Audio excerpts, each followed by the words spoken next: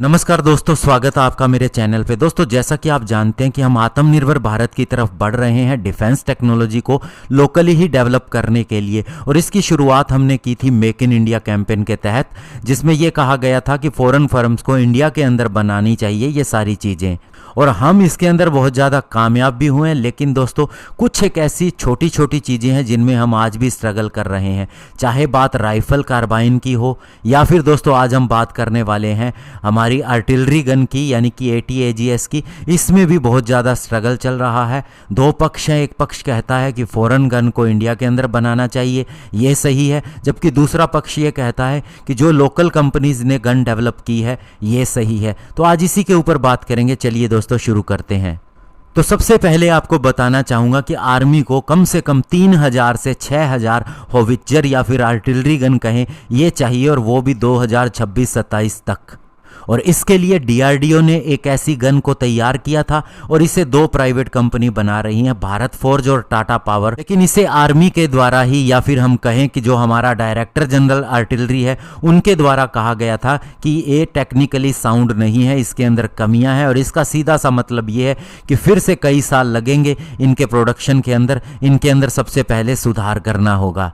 अगर इसके इशू की बात करें तो इसका वेट से रिलेटेड भी इशू आ रहा है और इसके फायरिंग और नॉन फायरिंग पैरामीटर भी सही नहीं बैठ रहे, ऐसा कहा जा रहा है। जबकि माना यह जा रहा था कि इस साल जो समर ट्रायल होंगे उसके बाद आर्मी कम से कम 800 से 1000 ऐसे लिमिटेड सीरीज गन का ऑर्डर देगी, लेकिन अभी तक ये होता हुआ दिखाई नहीं दे रहा और आर्मी इसे अभी तक क्लियरेंस नहीं दे रही।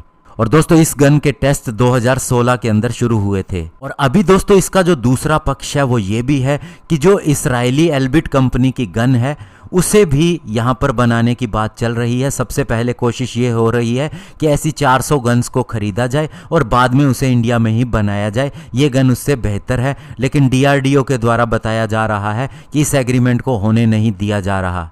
और ये एथोस गन की अगर हम बात करें तो 15 टन वजन की है और लगभग हर गन का प्राइस 11 करोड़ रुपए बताया जाता है। और जो DRDO के द्वारा डेवलप है, प्राइवेट कंपनीज के द्वारा बनाई जा रही गन है, उसकी अगर बात करें तो वेट उसका 18 टन है और कॉस्ट उसका 16 से 18 करोड़ रुपए के बीच में बताया जाता है।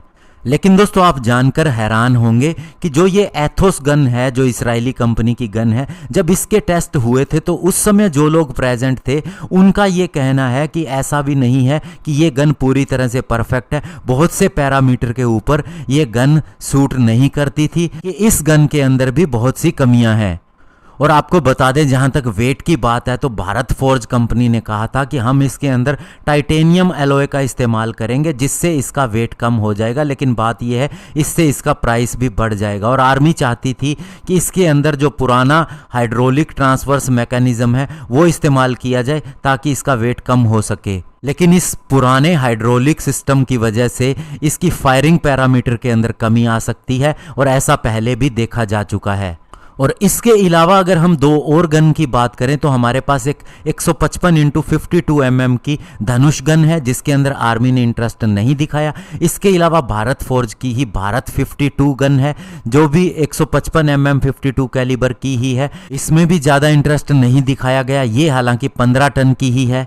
तो ऐसे में दोस्तों हमारे पास लोकली 3 गन है और उसके लिए आर्मी इंटरेस्ट नहीं दिखा रही, या हम कहें कि एक पक्ष इसके ऊपर इंटरेस्ट नहीं दिखा रहा, ज़्यादा इंटरेस्ट दिखा रहा है इजरायली गन के अंदर। तो हमारे आत्मनिर्भर भारत कैंपेन को भी हमें देखना है और इस चीज़ को डिफेंस मिनिस्ट्री को देखना होगा, पर्सनली देखना होगा कि कौन सी गन के अंदर क्या प्रॉब्लम है और कैसे उसे जल्द से जल्द दूर किया जा सकता है। प्राइस का इश्यू जो है वो बाद में सोल्व किया जा सकता है कि क्यों इसका प्राइस ज़्यादा पड़ रहा है। शुरुआत के अंदर लोकल प्रोडक्शन में कुछ एक चीज़ें हमें ज़्यादा कॉस्ट करती हैं क्योंकि उनका एक्सपोर्ट नहीं हो सकता। इसीलिए दोस्तों हम कंपटीशन के अंदर अगर आए फॉरेन कंपनीज़ के तो हम अपना मार्जिन उतना कम नहीं कर सकते जितना वे कर सकती हैं। ये एक सिंपल सा फैक्ट है, उस वजह से भी थोड़ा कॉस्ट बढ़ जाता है जिससे स्टार्ट के अंदर इग्नोर किया जा सकता है। लेकिन बड़ी बात यह है कि टेक्निकली हमारी चीज़ पूरी तरह से सही होनी चाहिए और अब इस चीज़ को जल्द से जल्द देखना होगा और डिफेंस मिनिस्ट्री को, भारत सरकार को डिसीजन लेना होगा। धन्यवाद। जय हिंद।